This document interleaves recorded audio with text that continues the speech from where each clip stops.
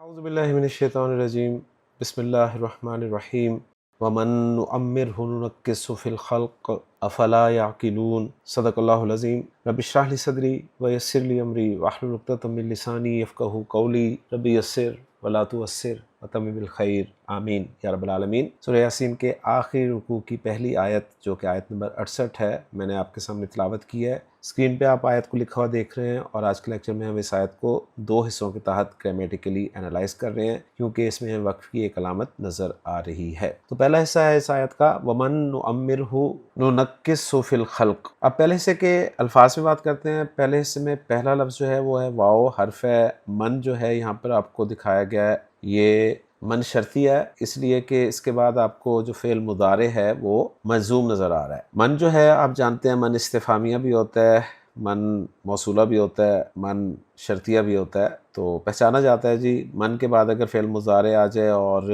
مجزوم ہو تو وہ من شرطیہ ہوتا ہے۔ تو یہ من شرطیہ ہے اس لیے کہ اس کے آگے فعل مضارع نعمر جو ہے یہ مجزوم آپ دیکھ رہے ہیں۔ نعمر فعل مضارع معروف مجزوم ہے، عین میم اور راہ حروف مادہ ہیں، باب تفعیل سے استعمال ہوتا ہے۔ امرا یعمر تعمیراً، اس کے معنی ہے کسی کو عمر دینا یعنی زندگی دینا۔ تو نعمر یہ جو ہے یہ جمع متکلم کا صیغہ ہے جس میں نحنو کی ضمیر جو ہے وہ موجود ہوتی ہے۔ نعمر کے ساتھ جو ہو کی ضمیر لگی ہوئی ہے یہ ضمیر منصوب متصل واحد مذکر غائب کی ضمیر ہے۔ اگلا لفظ ہے وہ ہے ننکس۔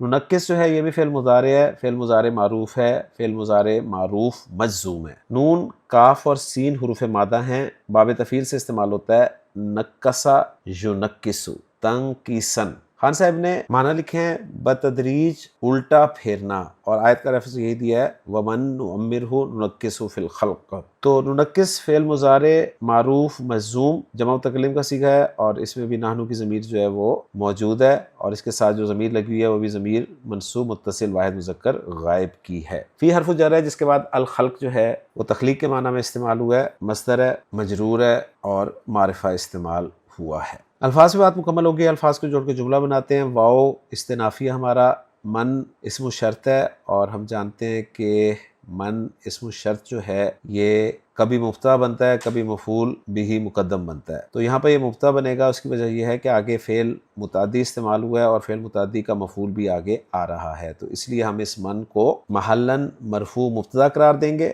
آگے ہے نعمرہ۔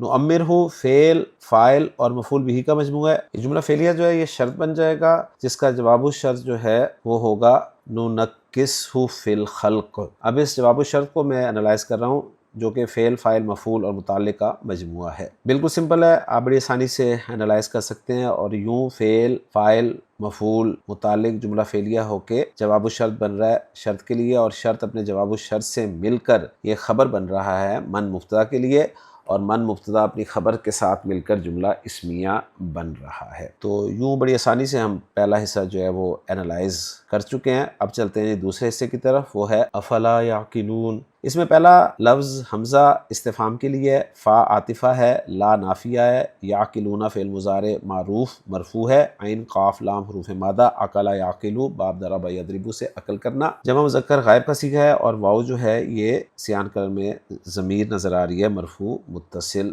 جمع مذکر کی۔ یوں فعل اپنے فاعل سے مل کر جملہ فعلیہ بن رہا ہے۔ الحمدللہ ہماری ورکنگ مکمل ہو گئی ہے، محمود صافی صاحب کی ورکنگ کے ساتھ ذرا میچ بھی کر لیتے ہیں۔ محمود صافی صاحب فرما رہے ہیں کہ واو استنافیہ ہے، من اسم شرط مبتدا ہے، فی الخلق متعلق ہے ننکسہ کے، اور حمزہ جو ہے یہ استفہام کے لیے ہے، اور جملہ من نعمرہ لا محل لہ استنافیہ ہے، اور جملہ نعمرہ فی محل رفع خبر المبتدا من۔ اور دوسری رائے دے رہے ہیں اس کے بارے میں کہ یجوز ان یکون الخبر جملتئی الشرط والجواب معا، یعنی یہ بھی جائز ہے کہ خبر جو ہے وہ شرط اور جواب شرط جو ہیں وہ مل کے دونوں جملے ہو جائیں۔ تو میں نے اسی طریقے سے آپ کو ترکیب کرائی ہے۔ مزید بتا رہے ہیں کہ جملہ ننکسہ لا محل لہ جواب الشرط جس پہ فا داخل نہیں ہوا، اور جملہ یعقلون لا محل لہ معطوف علی الاستئناف مقدر ای یجہلون فلا یعقلون، تو اس کا عطف جو ہے وہ ایک معزوف جملے پر انہوں نے کیا ہے۔ تو الحمدللہ جی ورکنگ میچ کر گئی ہماری محمود صافی صاحب کی ورکنگ کے ساتھ، اور اب آخر میں ہم ترجمہ دیکھتے ہیں جو عبدالسلام صاحب نے اس آیت کا کیا ہے۔ عبدالسلام صاحب فرماتے ہیں کہ وَمَن نُعَمِّرْهُ نُنَكِّسْهُ فِي الْخَلْقِ، اور جسے ہم زیادہ عمر دیتے ہیں اسے بناوٹ میں الٹا کر دیتے ہیں، افلا یعقلون، تو کیا یہ نہیں سمجھتے۔ آیت بالکل واضح ہے۔ آج کے لیکچر میں الحمدللہ ہم نے سورہ یاسین کی آیت نمبر 68 کو گرامیٹیکلی انالائز کر لیا ہے۔ انشاءاللہ تعالیٰ اگلے لیکچر میں اگلی آیت کے ساتھ آپ سے ملاقات ہوگی۔ اجازت دیجیے۔ سبحانک اللہم و بحمدک، اشہد ان لا الہ الا انت، استغفرک و اتوب الیک۔